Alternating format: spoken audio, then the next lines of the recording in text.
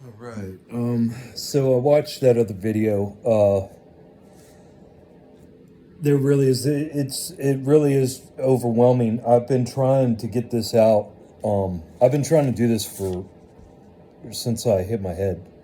Um, and it's finally starting to come out. I mean, I'm starting to be able to take notes. I have 1, 2, 3 pages of notes. What's happening is by doing this, by intuiting my healing. What's happening is like I did my child work. I'm doing this. I'm doing that. I'm doing that. And what happens is I'll get blocked. Like I heal that. I can do that modality and then it gets blocked. And if I try keeping on pushing it, I can't do it or like it makes me sick. Like for instance, these notes here. I got so far and it's just so overwhelming. Like it makes me dizzy and nauseous. You know, because it's just so much.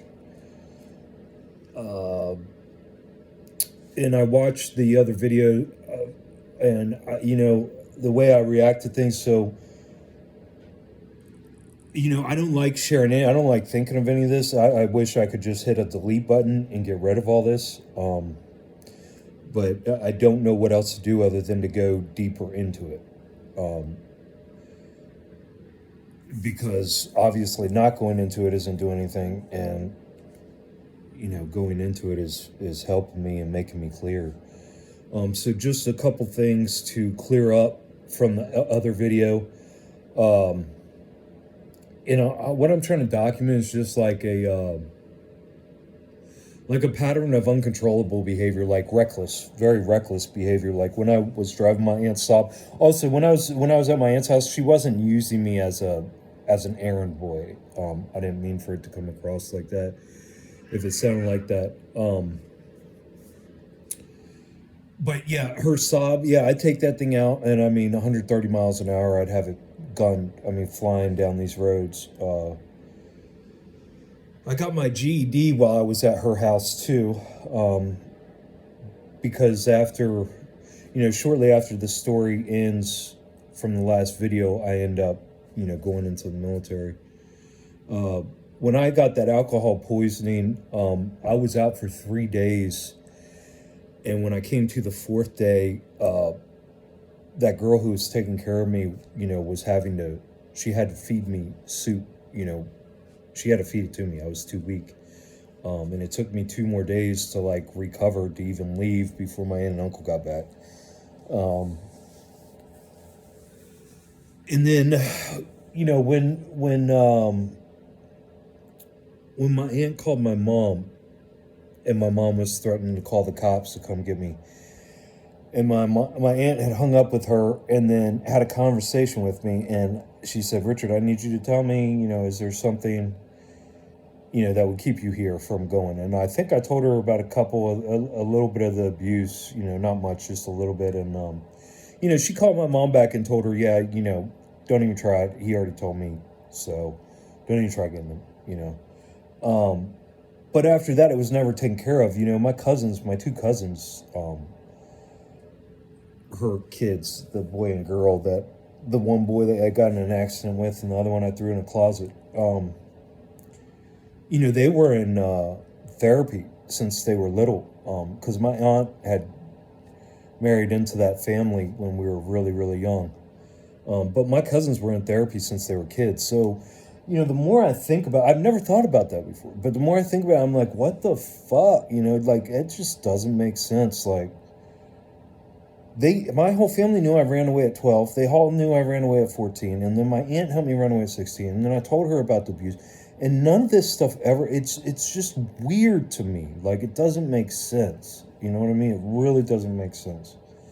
And this is where I think, like hidden things you bury down inside, and that affect you, and then you don't even think about them because they're buried so deep and they're starting to come up now. But things like that just don't make sense. You know. And again, when I moved out of her house and, got kicked out of her house, and, they found out that I had lied about the deer and that, I was drinking and driving. Because we had a tree come through the car. I mean, we almost died. Um, it wasn't a good accident. And so that, I don't know. I mean, the only thing I can think of is just painted as like a compulsive liar. Um, that would be the only thing that would explain the rest of my family's behavior. If for some reason they think I'm a compulsive liar. And I am. I'm a perfect liar. I told you I lied to my uncle, to get into his house. I mean, that's what street rats do. You do what you got to do to survive. Fuck, you're moving around, jumping place to place. All I had were the clothes on my back. So you just do what you got to do. Keep a roof over your head, and that's it. And I just became a liar from having to fit into. I was taught to lie. It was beat into me to lie. You know what I mean? And because of that, from a young age, I could spot sociopaths. I could spot, these adults who had issues. Going back to the that Spanish guy I was living with in the projects. That was the projects, by the way. See, we lived there for probably a few months before we ended up getting an apartment together somewhere else. But yeah, we weren't there much. Like I said, we were clubbing 7 nights a week and going to work 5 days a week, and so we were barely there. We were there to take a shower and sleep here, a couple hours here and there. And those girls would come in through the damn window, catcalling. They'd be sitting out on the stoop all fucking day drinking. Many times there were gunshots, police coming looking for suspects. I mean, it was crazy, dude. But going back to him, so his mom, explaining the situation with La Raza a little bit better, and why I'm sort of hung up on this is because I'm peeling this onion layer back a little bit. And what these gangs do is when MS-13 reached out in La Raza, so that leader over there was in his late 20s, right? And then all these kids were between the ages of 12 and most of them 12 and 14, maybe 15, 16 years old.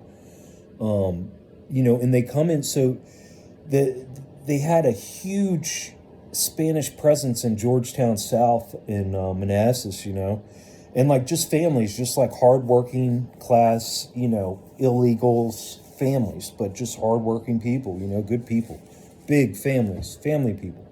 Well, when the La Raza came in there and they started, fucking with their kids and getting their kids to do all this stupid shit. And, so, that it was a very older 20-year-old whose job was to, mind fuck and train these. That's why I hated gangs,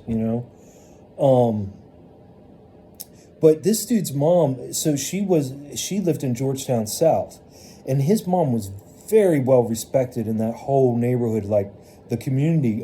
She was a bruja. She was a white witch. I watched her work many spells. She works, So that's why I'm bringing all this stuff up, because, there's a reason for it.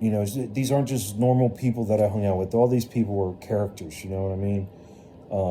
But she was a white witch. She was well respected.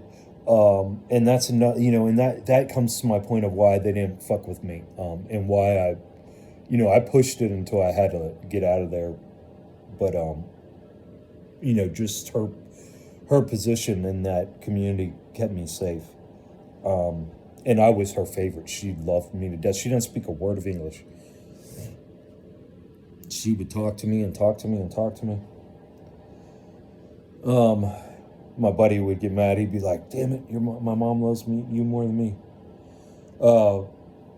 So, and also another thing I noticed when I watched that video is the way I react to things. It's because if it seems inappropriate or whatever, it's because that's the way that I've had to, I guess, psychologically deal, with things.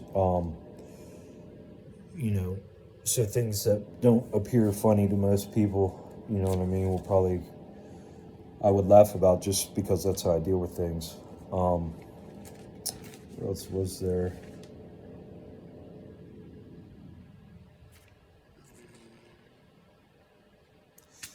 Yeah, but I mean, there's tremendous adventure in telling the truth. Um, this is definitely a ride. Like I said, I would go further into this. I want to do more years, but I'm getting stopped again, because I guess there's a different modality I got to do now. It's all about balance. Like I'm healing. There's so much I just got to heal, like in pieces here, there, and let it just come. Because as I wrote this stuff and have done this, it just opens up more things, and things become clear, but then it adds more things. It gets rid of some things. Also tying a lot of things back to brain injuries and alcohol poisoning. I'm not trying to make an excuse for things. I'm just trying to figure out.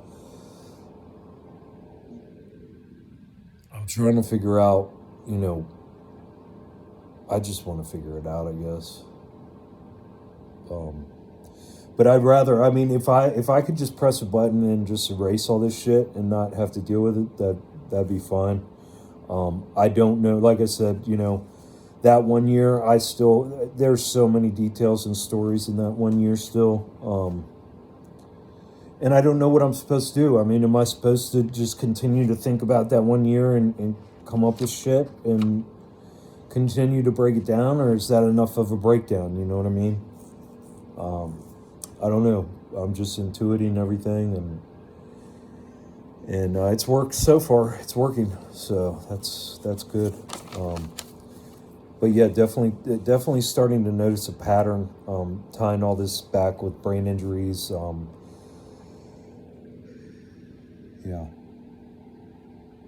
a lot of witchcraft around me, religious witchcraft, witchcraft. You know, yeah.